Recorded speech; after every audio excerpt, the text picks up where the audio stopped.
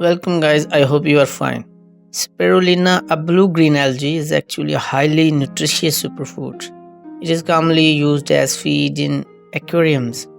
It is grown in both fresh and saltwater.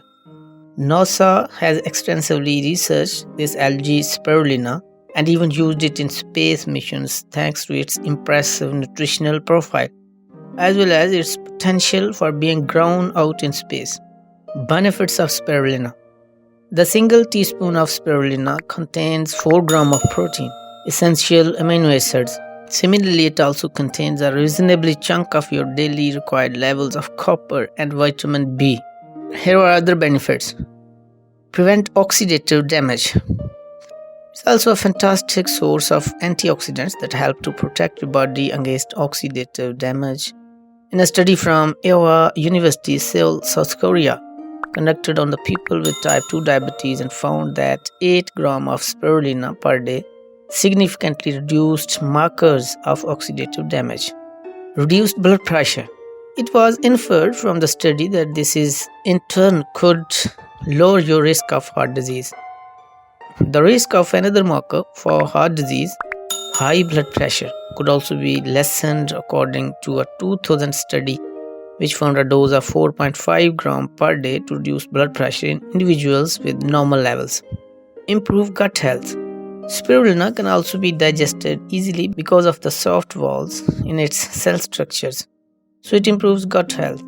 A 2017 study on older mice suggests that spirulina may preserve healthy gut bacteria during the aging process.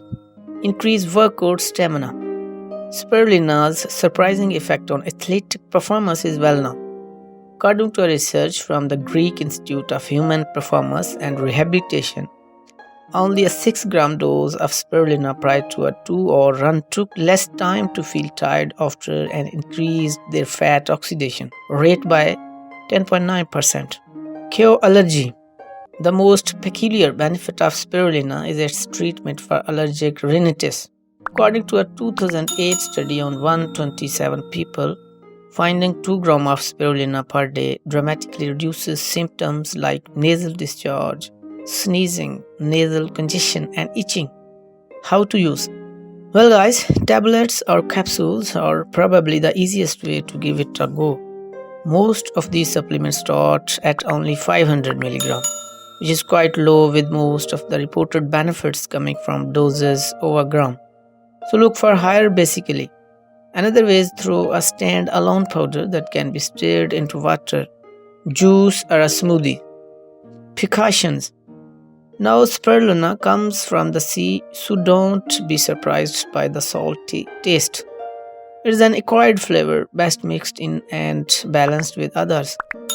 Finally, there are quite a few bottled green juices on the market that contain spirulina. Make sure you look at the nutritional profile of the drink as a whole, though, before you try and buy.